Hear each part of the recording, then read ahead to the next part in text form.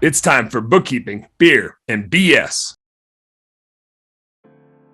As you kind of got going, you had mentioned you went from kind of doing the technician stuff to thinking more like a business owner, and you hired a coach. Was there an inflection point where you're like, oh shit, I need a coach? Or was it something that slapped you? Like what was that tipping point where you're like, oh shit, I'm stuck doing the work and I need to like grow a business here?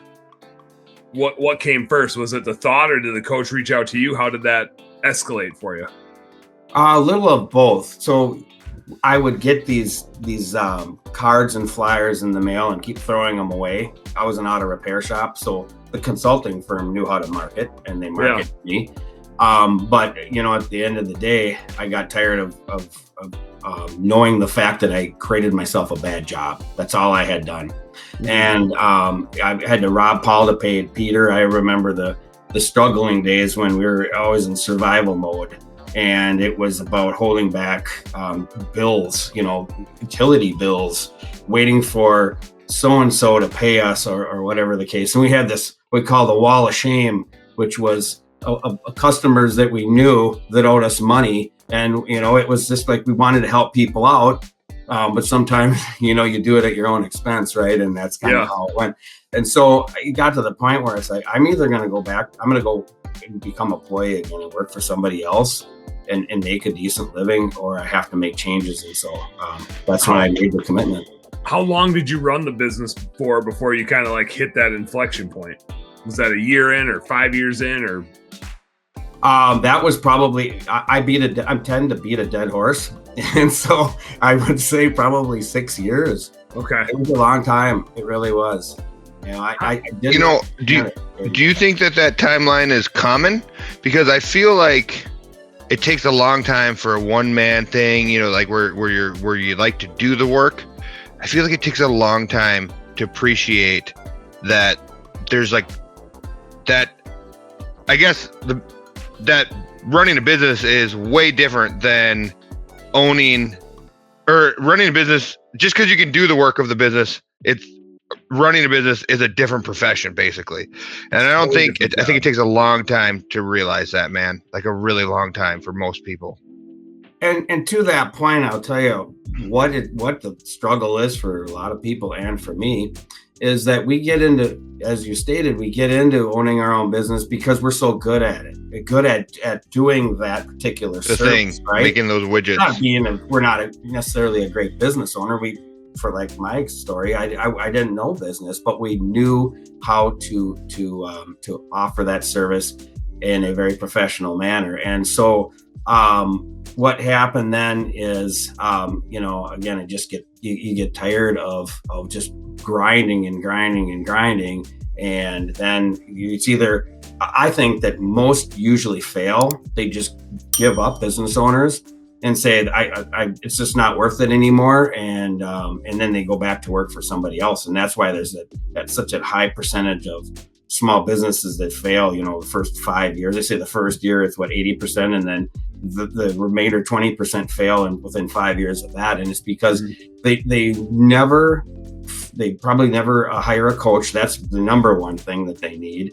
And if you don't do that, you end up not knowing or understanding how the whole big picture works, how you build that culture, and that your people on your team are the most important thing. And when you don't understand that, and then it's also the perception what the customers see. I used to think that, I wanted to have my lobby, for example, really cool. So I had all these car guy things in it, right? Models and these signs and everything. And my first coach said to me, once he saw a picture of my shop and my lobby, he said, your lobby is really interesting. Question for you. Who is your customer? And I said, well, probably the demographics would be this, and this. And it doesn't sound like they're car guys. Then why do you have all this in your lobby? And I'm like, well, it's cool. It's like, you're not your customer though. And that's all about you. Yeah. Really realizing, taking yourself out of it and creating a brand and going after your target market and giving them what they want. When we're still working in the industry, we don't think that deeply, I don't think. And there's a total inflection point too there where, Ben, I think you hit it on the head, is just like, oh shit, my job just changed. And I see it happen. There's this inflection. There's a lot of people that fail when they start because they're not sure how to price stuff. And they might be good at doing it, but they don't know how much it's worth. And so they sit there and spin their wheels and don't make money. But I find a lot of people are getting past that phase. A lot of people, because of social media and YouTube videos and stuff like that, there's a lot of guys starting small businesses and they get pretty profitable now in like year one when they're by themselves and they're doing the thing. They know how much to charge or roughly, pretty close. And so they can make a decent amount of money, but they make the mistake of going like, oh, I'm doing 200,000 in revenue and I make $100,000. So if I do $1 million of revenue, I'm going to make $500,000, right?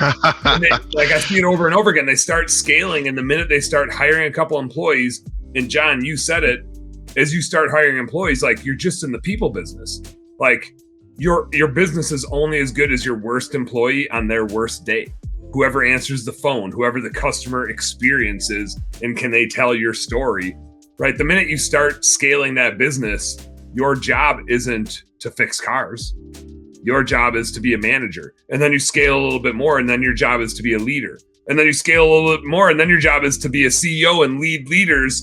And every time you like level up that job, it's just like, oh, I thought I was just fixing cars. Like this job wildly changed. And did you want this new job? Like, because it's the one you signed up for. But scaling a business is hilarious like that. It's like the CEO has to, like, us as business owners have to go through so big of a learning curve every time we like level up our business a little bit. Which it's not bad. It's not bad. It's challenging. Fun. It's super challenging. But I do feel like, John, to your point, I think that's where coaches can come in so handy. Like we need other business owners that have been there, done that, to like to tell us that it's supposed to suck sometimes, right? Right. Hey, what's up, business nerd? Thank you so much for tuning in. I hope you learned a heck of a lot watching that episode. Do me a favor, subscribe right down here. And if you really like what you saw, you got more goods right here. Check out this one or check out this one and do this. Go subscribe. Appreciate you. Work smarter, work harder, go earn yourself some pride. Catch you on the next one.